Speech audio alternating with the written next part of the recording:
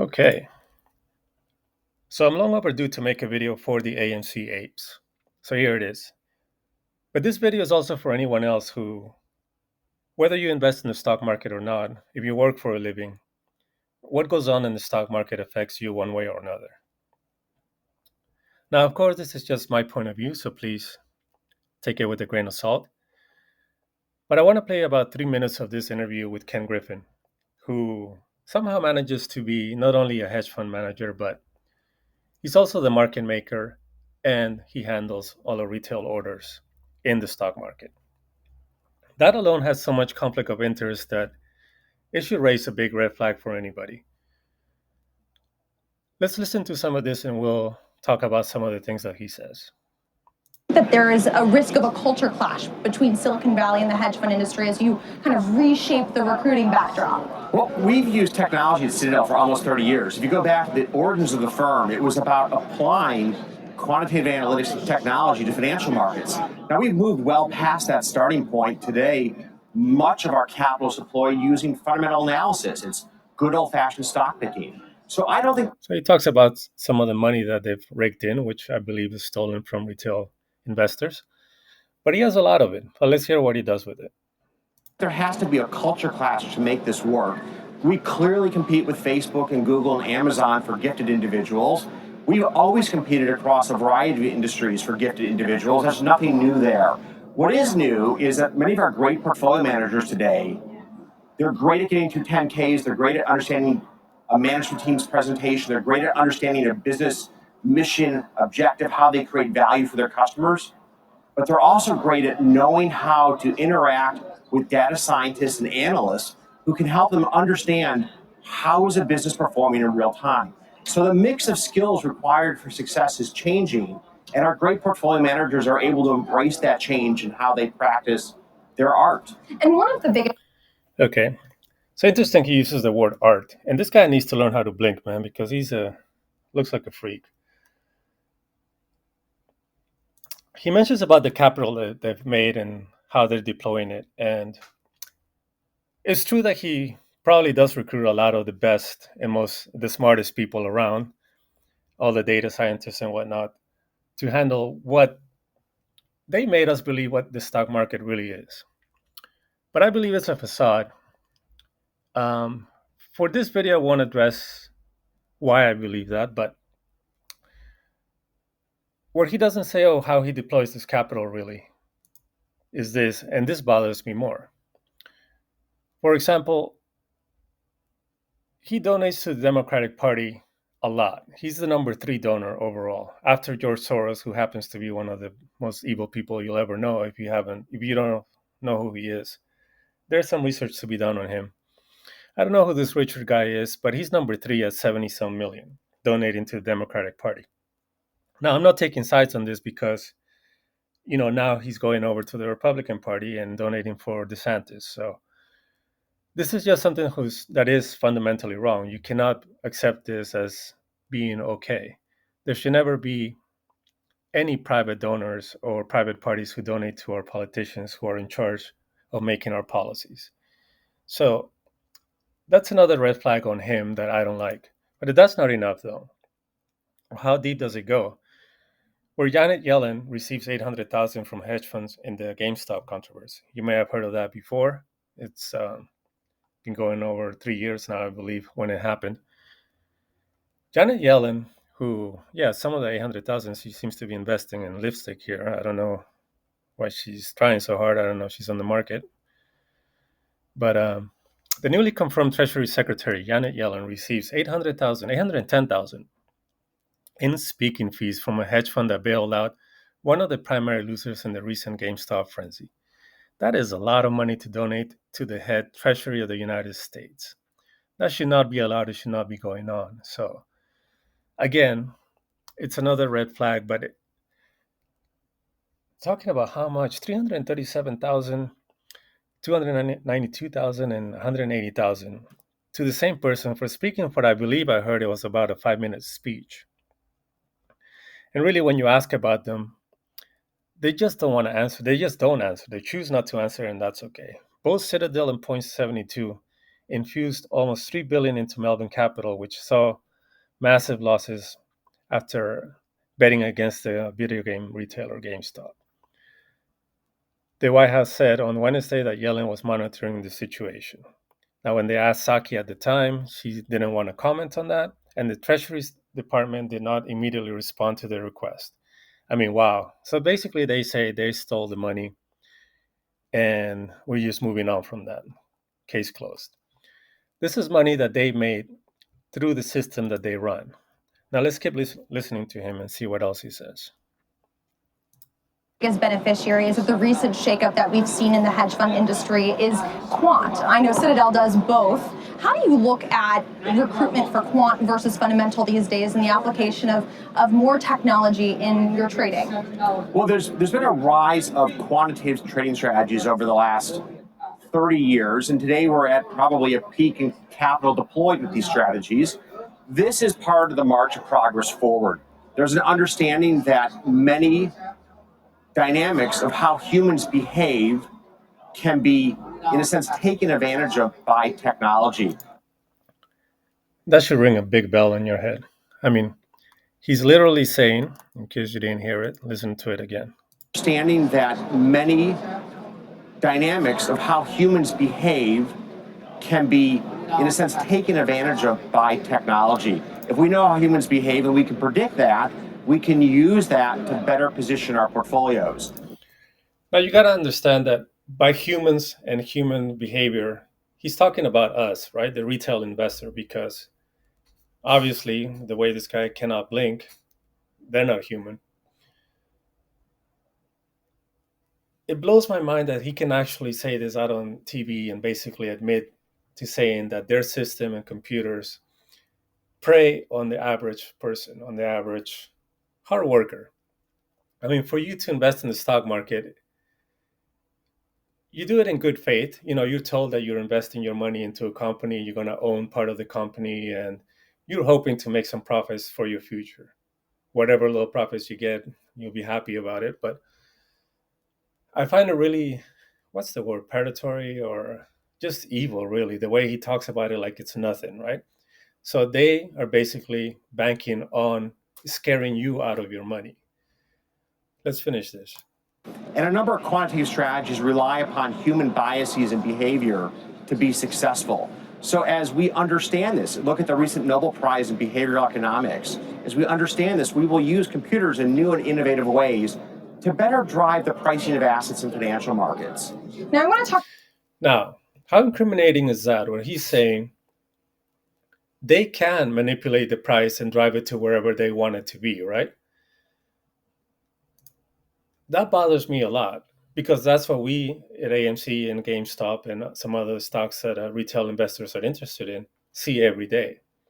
That the price is manipulated because in AMC's case, we own most of the float. So it would take us selling en masse for it to drop the way it drops every day. Let me see what I wanted to talk about this on about. Not yet. So let's finish the next question, and then we'll finish up on this part. Talk to you a little bit about your outperformance this year. I've heard from a source that the Wellington Fund gained 2% for the month of October and 11.4% in the year through October. What was the key to some of the outperformance and the alpha that you're experiencing this year specifically? So we're having a solid year, and like most of our years, it's driven by good old-fashioned stock picking. We have several hundred people at Citadel who understand the businesses that are represented here on the floor of the New York Stock Exchange, whether it's Disney, a number of businesses. You notice how he stalled? So one of the best stock pickers and managers in all of Wall Street, the only thing he can come up with is Disney, right? He's brain locked and he can't even mention any other Amazon or Facebook or anything else. But let's give him the benefit of the doubt, right? It can happen to anybody who's speaking in public. Here on the New York Stock Exchange, it's understanding these businesses, their business models, how they create value for their customers, and whether or not they're outperforming or underperforming expectations. That's the heart of our business, is really understanding which businesses are outperforming expectations, which are underperforming expectations, and positioning accordingly. That's what we do day in and day out. You've spoken in the past. Okay, So he mentions Disney, so let's talk about it real quick. I've learned to believe that what they say about the fundamentals and the balance sheets and everything else that they seem to put out in front of you to scare you, to make you think that you need them to explain these things to you. You are unable to go on your own and do your own research on a company and read their balance sheets, their cash flow, their profits and earnings, and everything else that goes into those sheets. Now, over the past 2.5 years, a lot of us have learned to read these things and understand them. They're not that complicated that you can't see just basic numbers. You can compare and learn that yourself, but they make it seem like you'd really need to have that Harvard degree and be a top intellectual person to understand it. I don't believe that's true. A lot of people have learned to do it themselves, but we're never really going to know the full truth, right? Only they know what really goes on, and that's criminal. It's not. It's inside information that they have, and things like that. So let me show you quickly as far as he's talking about Disney, who somehow, what a great company it is, right? That somehow during the pandemic, the peak of the pandemic, when everything was closed, the parks, the hotels, the cruises lines, everything was closed, but yet it was peaking at about 200 and what, $2 is what it reached.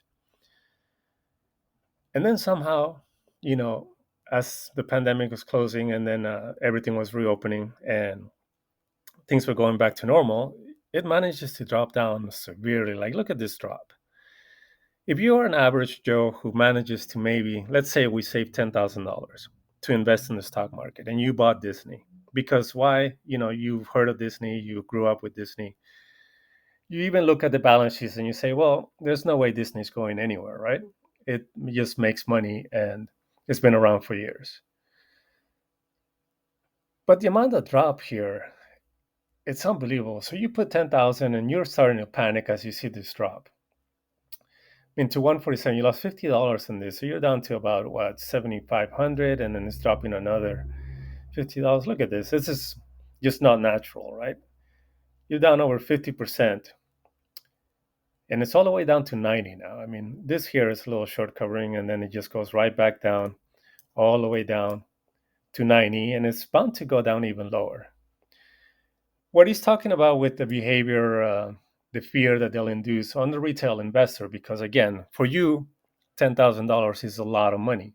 To them, it's nothing. To them, it's really a matter of temporarily knocking the price down, giving us a reason to completely sell, sell, sell, sell, sell. It's not just us, it's all of them who made all this profit and are now cashing in on your fear and what they made you feel like. At this point, when your $10,000 investment almost 2 years later is down almost 60%, I mean, at some point you're going to feel like, you know what, I better take my loss and keep at least 4,000 and try to do something with it. That to me is very bad, evil behavior, right? It's manipulating a stock. Nothing really has changed about Disney. Now, let's say it's true that they've gone apparently quote unquote woke.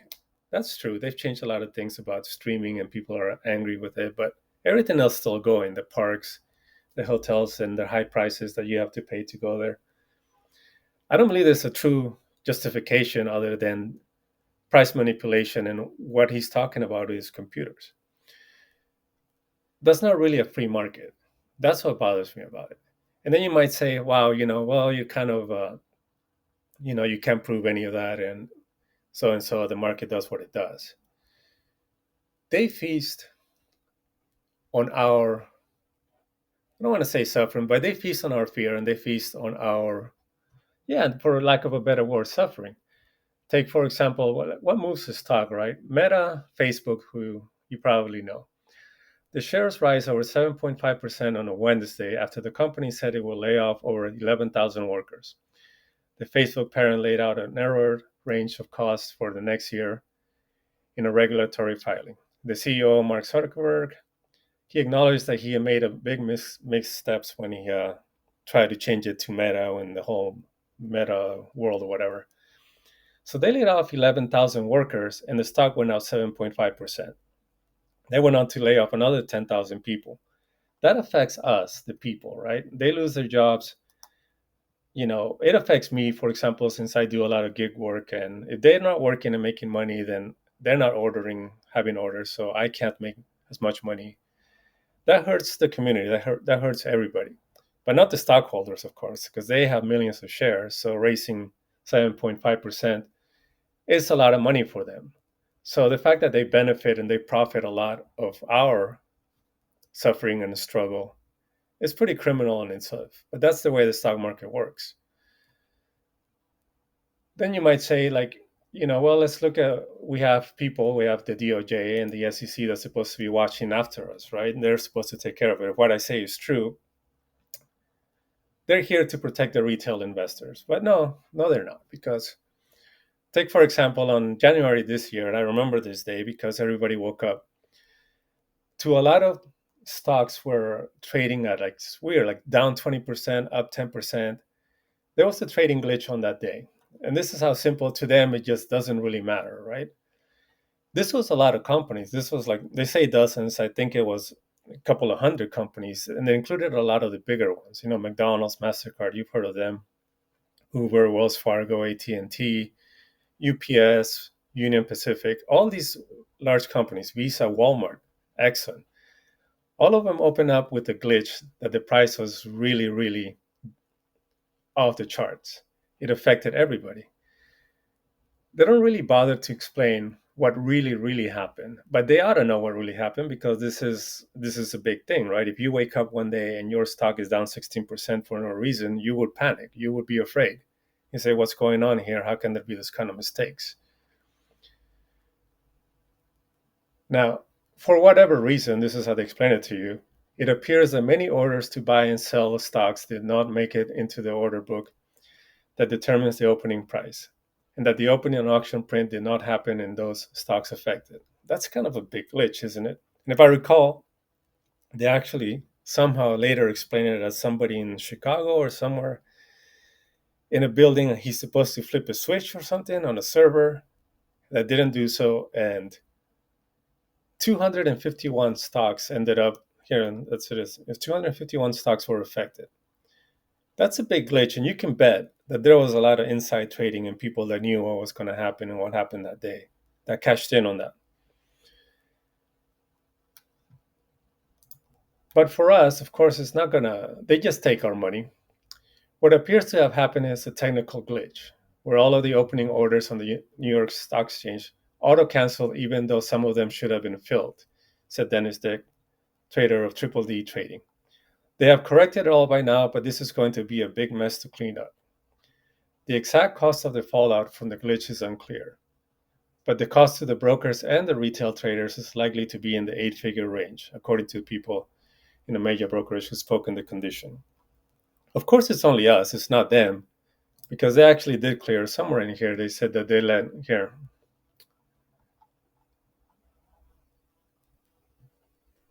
Impacted member firms may consider filing for clearly erroneous or Rule 18 claims. So, of course, some of the banks and institutions that may have lost in this made a claim. We don't know whether they recover or not, but they at least have the option to do so. But us, we just lose the money and they keep it.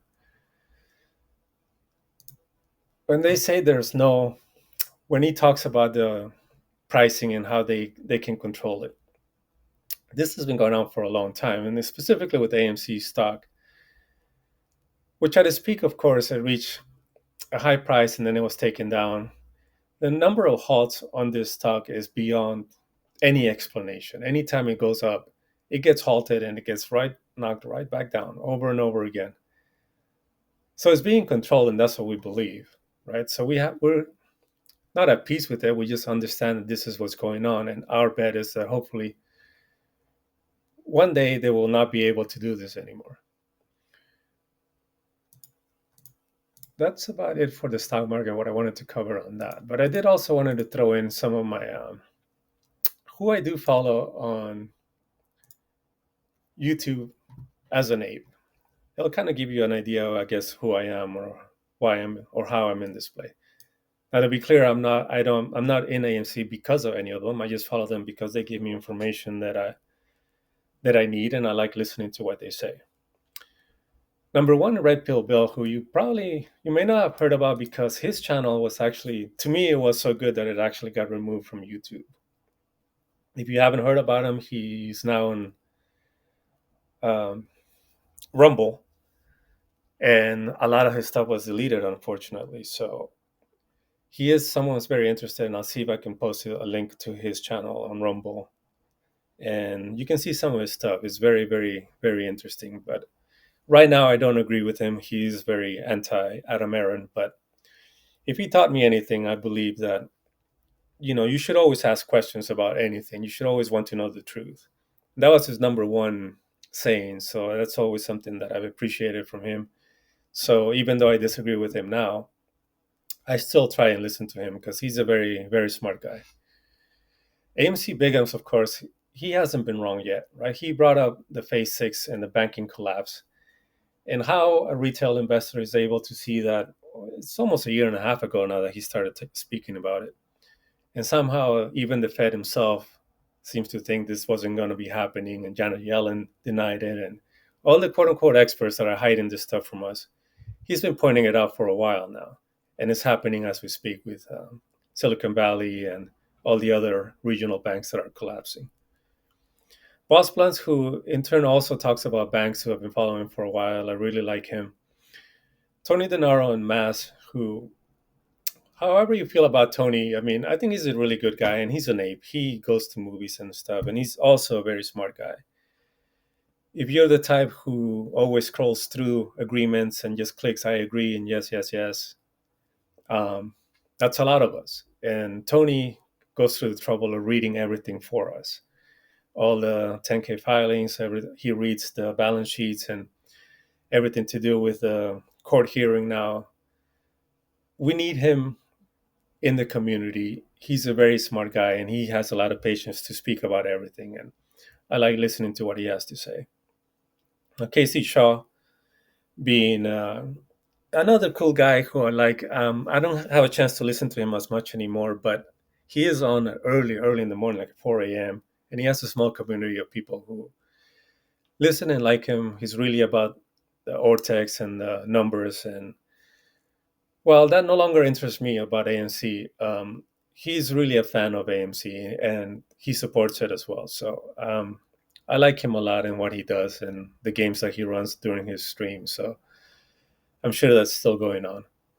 Uncle Frank, I know he's affiliated with Al from Boston. I don't like Al anymore, but Uncle Frank himself, he's a pretty good guy, even though, again, he's very much against management of AMC.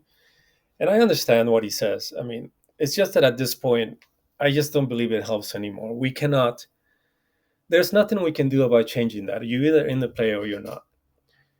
And, it's not like 4 million of us can decide on who, if we were to overthrow Adam Aaron or vote him off, who will we put in replacement? I mean, it's what goes on with AMC is beyond corruption and it's way out of the hand of anybody. All investors, anybody. So we have to go along with what we believe is right. And to me, Adam Aaron hasn't proven to be as bad as they say that he is. I believe he's being controlled, but there's nothing we can do about that. That's just part of the process and the play that we're in. As Scavenger, because he's a really cool guy. Like, I don't know, I like him, hear him talk. At least he's a very positive guy. Um, he always has a positive attitude, and that means a lot after what we've been through lately. So the Pantheon, who I don't see around anymore that much, but from time to time I see him appearing on different streams, and he's a really good guy, Canadian, and likes hockey. So I like listening to him, and he used to talk a lot when the play first started. So somebody I remember. And Thomas James, because I just recently joined Twitter. I never wanted to be in it, but although I don't like how he just pumps and pumps the stock and how the squeeze is going to happen tomorrow, this and that, at least he reads some of the stuff that I need to know about through Twitter. So that's that for him. Now, I don't see eye to eye with anybody who speaks ill of AMC or Adam Aaron at this point. I pretty much know what and why I hold AMC, so there's nothing that they can tell me that would change my mind. I pretty much understand the corruption and the manipulation that's going on with the stock. So I'm willing to take on that risk, and I long decided that I'm going to see it through. So until our day comes, I'm just going to continue to enjoy going to the movies and visiting the company that I own. One day we will be profitable again and we will thrive. And I believe that's when we're going to see our squeeze. Hopefully, something else will trigger. Because, yes, another popular belief, and I also believe that if there is an unfortunate financial collapse, we will see our big squeeze. So, okay, so that's it for this video. And then hopefully I touch base with some of my fellow AMC apes and people who might want to know a little bit more about what we do and what we see. So thank you, and hope to see you soon.